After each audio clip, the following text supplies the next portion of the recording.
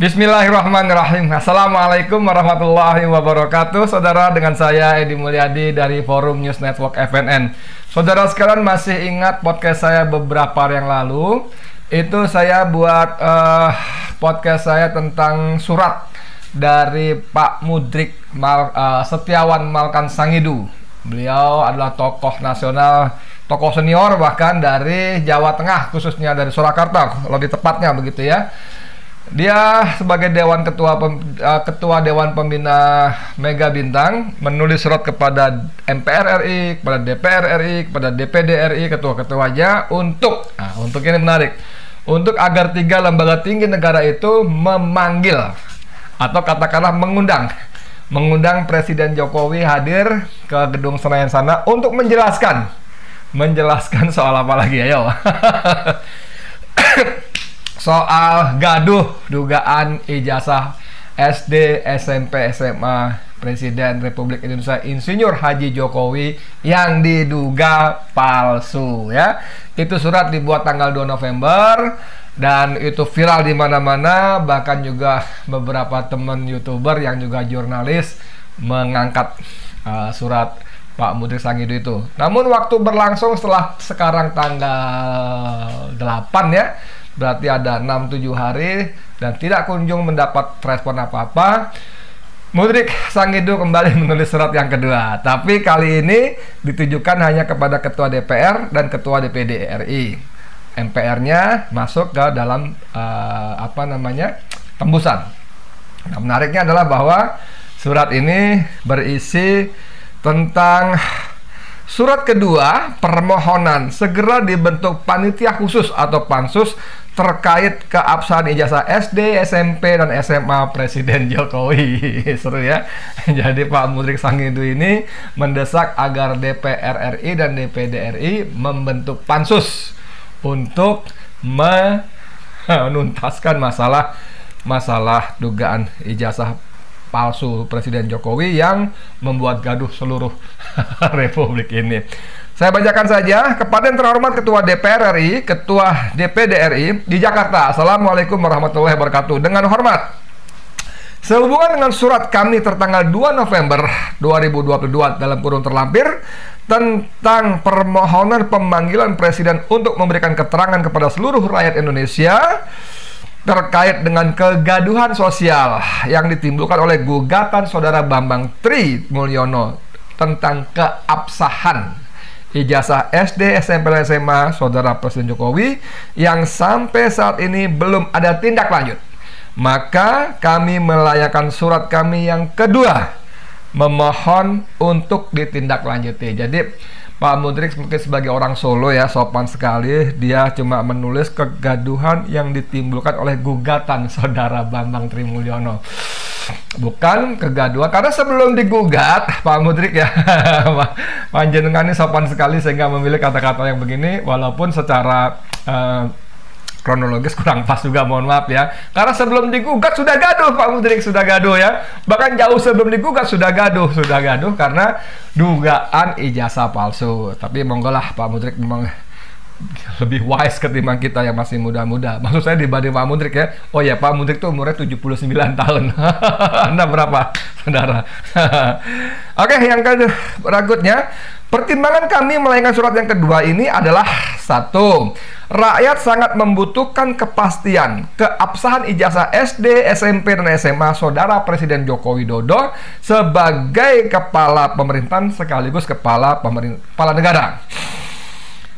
2. Semakin dekatnya event internasional G20 ya, yang akan digelar pada tanggal 15 November 2022 di Bali, bahwa tamu-tamu negara tentu mendengar kegaduhan yang ditimbulkan oleh disangsikannya keabsahan ijazah SD, SMP, dan SMA saudara Presiden Jokowi. Jadi benar, Pak Mudrik pasti benar, karena pasti negara-negara sahabat lewat perwakilannya, lewat kedubesnya dan sebagainya di sini pasti sudah mendengar ada kegaduhan soal kisruh gaduh tentang dugaan ijazah palsu Presiden Jokowi yang sebetulnya kalau digugat itu ijazah SD, SMP, SMA. Tapi yang lebih seru seperti ini justru ijazah UGM-nya. Mengapa menjadi seru? Karena Presiden, saya nggak tahu bener apa bagaimana, tapi ada pengerahan, orkestrasi orang-orang terkait yang dianggap terkait untuk memberikan bantahan, klarifikasi, bantahan. Ada pimpinan UGM, rektornya, dekannya kumpul bikin pernyataan walaupun kalimatnya kami meyakini, bukan kami menyatakan ijazah Bapak Presiden Joko Widodo itu asli, tapi meyakini. Saya udah ulang-ulang, meyakini itu kalimat kata yang bernada subjektif ya. Jadi tidak ada punya kekuatan apa-apa. Meyakini, saya yakin, kami yakin ya. Beda kalau kami menyatakan, nah itu beda. Yang kedua juga gaduh karena ada pernyataan para gurunya. Ada guru bahasa Inggrisnya yang bilang Pak Jokowi bagus bahasa Inggrisnya. Kenapa gaduh? Karena kita tahu kemampuan bahasa Inggris Presiden dalam bahasa Inggrisnya. Oke, yang selanjutnya ada lagi gaduh karena pengakuan guru kimianya. Ini juga menarik, udah nggak usah dibahas itu ya. Lalu sampai ada baliho yang editan itu saja yang dipersoalkan satu orang yang jawab satu angkatan. Padahal kalau mengikuti saran dari Amin Rais, cukup Jokowi hadir ke pengadilan bawa ijazah aslinya, tunjukkan ini loh ijazah saya sebagai bukti, 10 menit kelar dan tidak ada gaduh lagi. Dan ini menguntungkan buat Jokowi karena semua kegaduhan itu bisa berhenti dan orang, rakyat Indonesia dan juga negara-negara sahabat tadi seperti dalam surat tadi percaya bahwa Jokowi ijazahnya asli. Tapi sayang cara yang simple dan sederhana itu tidak ditempuh, malah kemudian bikin statement ijazah tidak penting, yang penting skill, kompetensi. Dimakan lagi oleh netizen ya. Ya udahlah, itu nggak usah dibahas lagi ya. Saya lanjut lagi. Maka dari itu kami memohon kepada Ketua DPR RI dan Ketua DPD RI untuk segera membentuk tim pansus demi harkat dan martabat Presiden Jokowi sebagai kepala pemerintahan, kepala negara. Ini kalau saya membaca paragraf terakhir surat ini, sepertinya Pak Mudrik Setiawan Malkan Sangidu ini ingin membantu Jokowi supaya clear, supaya harkat dan martabatnya tetap terjaga. Kalaupun dianggap sempat jatuh karena isu ini, kembali naik, kembali bermartabat ya, gitu ya. Tapi oke lah, supaya lebih jelas, saya sempat berkomunikasi by telepon dengan Pak Mudrik Sangidu dan ini rekamannya. Silakan. Saudara sekalian, ini di ujung telepon saya sudah tersambung dengan Pak Mudrik Setiawan Malkan Sangidu. Ini tokoh nasional dari Solo, Jawa Tengah yang tadi saya bicara. Pak Mudrik, ini kan surat Bapak kepada Dewan ini kan DPR dan DPD itu kan sudah beredar juga. Saya juga alhamdulillah dapat dari Pak Mudrik. Ini kali ini surat kedua ini, tuntutannya supaya supaya DPR menggelar sidang istimewa. Pak Mudrik bisa ceritakan sedikit secara singkat gimana Pak? Monggo. Jadi begini Mas, jadi sebelumnya kan kita sudah kirim surat. Ya. Karena kan kegaduhan menyangkut masalah ijazah asli SD, SMP, SMA-nya Presiden Jokowi. Betul. Jadi saya punya inisiatif kirim langsung surat kepada DPR RI, MPR RI maupun DPR RI untuk memanggil Pak Jokowi untuk menanyakan masalah ijazah tersebut. Ya. Tebusan surat itu kami tujukan satu kepada Kapolri, kemudian kepada Panglima TNI segala macam ya. Juga ya. Oke. Satu dan kedua kepada kepada Ketua MPR ini yang kedua. Ya. Itu tebusannya kedua Ketua MPR RI. Ya. Kepada Kapolri. Betul. Kepada Panglima TNI. Ya, pada Menteri Pertahanan segala macam ya. politik, hukum, dan HAM itu. Oke, Pak Mudrik, sekarang kita langsung ke pokok persoalannya aja. Itu surat itu kan Bapak mendesak supaya DPR dan DPD menggelar pansus. Ini gimana? Karena waktu kami kirim surat itu kan tidak lanjutnya kan. Oke, tidak respon ya. Ya, seolah-olah surat dari masyarakat itu diabaikan itu ya. Ya, ya. Ini sebetulnya mengenai dugaan ijazah palsu Presiden Jokowi itu kan, ini kan memang dia tuh punya betul ada itu, Ya. ataupun mestinya wakil rakyat atau dewan itu punya satu inisiatif Ya. untuk memanggil supaya untuk membawa jalannya ada apa enggak kan Ya. gitu kan. Oke, itu kan di surat Pak Mudrik kan ada dua hal tujuan. Pertama supaya ada kepastian. Kedua, Bapak juga menyinggung pertemuan G20 di Bali. Ini apa hubungannya, Pak? Ya iya, jadi kan ini apalagi tanggal berapa 16 November itu kan ada G20 itu kan perhelatan internasional ya. Ya, ya, ya. Jadi saya tuh punya suatu keyakinan seluruh duta besar yang ada di Indonesia ini pasti tahu persoalan ijazah itu, pasti tahu karena ada duta besarnya. Ya, Kalau ya. sampai pas tanggal tersebut ternyata tidak ada jawaban dari Pak Jokowi selaku Presiden Kepala Negara, kan kita sebagai orang Indonesia itu kan malu ya jadi ini. Iya, iya, iya. Dan sekaligus saya juga ingin menanyakan sampai seberapa jauh tanggung jawabnya wakil rakyat dan kepekaannya mengenai masalah ini. Ya, Kita segera DPR RI maupun DPD RI membuat pansus begitu harusnya itu. Ya, Pak Mudrik, kalau saya baca surat Bapak, ini sepertinya Bapak justru, ini versi saya yang keliru nanti tolong diluruskan.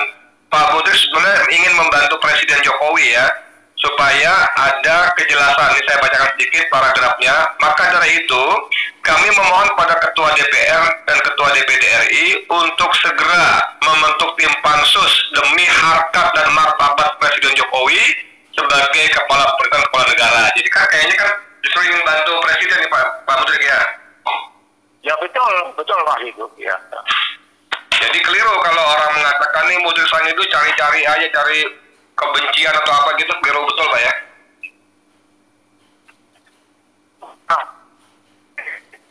Di samping pikir itu kok sampai apa itu kepekaan daripada anggota Dewan DPR RI maupun DPD RI itu diam saja. Iya, iya. Dia tuh takut, mengendera Allah alam saya nggak tahu nih. Terus ambil inisiatif dong, ada begitu. Iya, iya, iya, iya. Pak Mudrik, jika surat Bapak yang kedua juga tidak diabaikan oleh DPD dan DPR ini, apa yang akan Pak Mudrik lakukan selanjutnya? Ya, pertama saya pasti juga apa itu menganggap bahwa anggota Dewan itu DPR RI maupun DPD itu tidak ada manfaatnya bagi rakyat Indonesia. Bukan saja kalau saya itu. Iya, iya, iya. Jadi dia tidak mewakili rakyat lagi. Kalau dia punya kepekaan, segera bikin pansus, Jokowi dipanggil atau paling tidak sekretnya datang membawa ijazah. Ini loh ijazahnya Pak Jokowi. SD, SMP, SMA. Begitu selesai, sudah. Tapi kalau tidak ada jawaban, orang akan mengatakan berarti ini betul bahwa Jokowi itu tidak punya ijazah SD, SMP, SMA. Begitu pasti. Oh, iya, iya, iya. Nah, pertanyaan saya tadi, kalau misalnya DPD DPR RI juga tidak mengindahkan surat yang kedua Bapak ini gimana? Dan saya minta ada teman-teman yang ada di Jakarta itu membuat satu apa itu saya kayak tim supaya menghadap kepada DPR RI tersebut. Oke, oke. Menyampaikan langsung ya. Khusus itulah Mas. Termasuk nanti Mas Edi Mulyadi juga ikut itu. Pakai peliput. Iya, iya, iya, iya. Loh iya dong. Iya, iya. Pak Mudrik, ini ngomong-ngomong sedikit nih. Tempo hari kan Bapak kan juga sempat beredar beritanya siap pimpin revolusi power ini, gimana? Ada hubungannya nggak nih kalau begini nih? Betul Mas.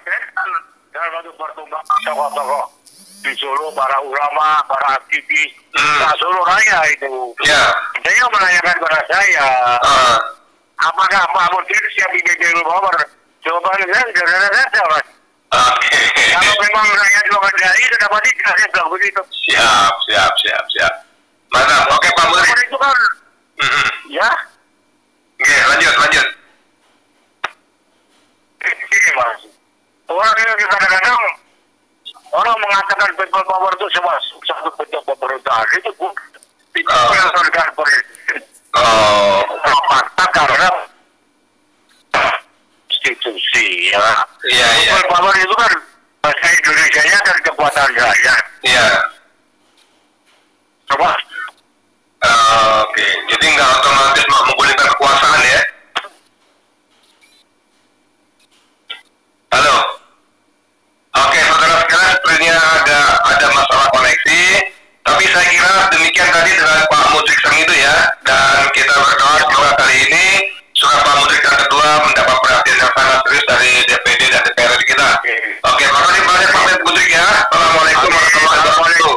Salam semuanya, waalaikumsalam. Saudara sekalian gimana ya? Tadi Pak Mudrik menjelaskan bagaimana kenapa dia membuat surat, ya kan? Kemudian kenapa itu menjadi penting, ya?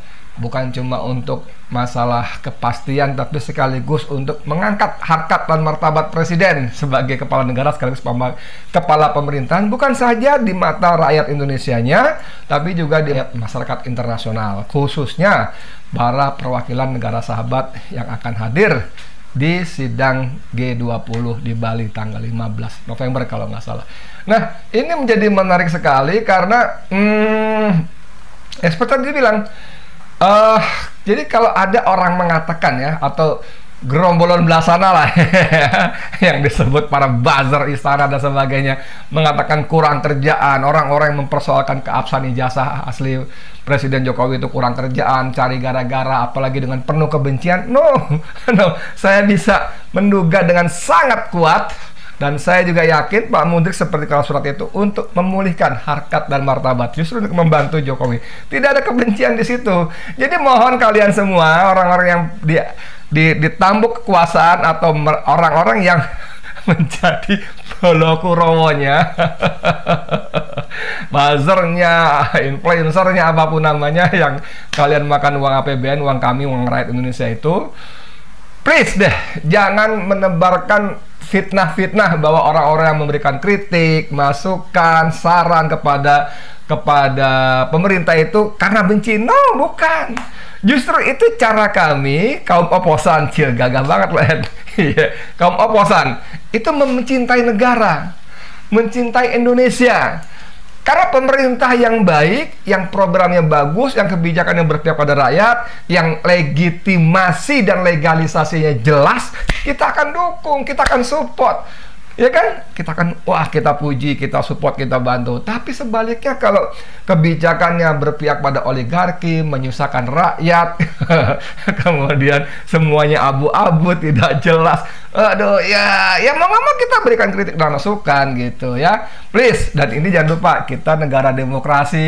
Demokrasi itu memberi hak dan ruang yang cukup, yang proporsional bagi mereka yang berbeda pendapat. Memberikan ruang dan hak yang proporsional kepada mereka yang berseberangan dengan kekuasaan. Oke? DPD, DPR RI ketuanya Puan Maharani, apakah mau menggelar pansus? Saya tidak tahu. DPD RI ketuanya Lanyala Mataliti, apakah mau menggelar pansus untuk dugaan ijazah palsu? Kalau pinjam istilahnya Pak Mudrik, keabsahan bukan palsu. Ini sopan sekali Pak Mudrik ya. Dugaan ijazah palsu Joko Widodo Presiden Republik Indonesia, apakah Bapak Lanyala Mataliti mau menggelar pansus atau bagaimana teknisnya secara hukum keternegaraan? Kita tidak tahu, tapi yang ada kita berharap dua lembaga tinggi ini mau untuk mendengar suara rakyatnya dan menyudahi kegaduhan yang sungguh-sungguh sangat tidak perlu itu. Setuju nggak? Setuju nggak? Ya kalau nggak setuju nggak apa-apa juga, ya kan? Oke, saya Edi Mulyadi untuk FNN. Assalamualaikum warahmatullahi wabarakatuh.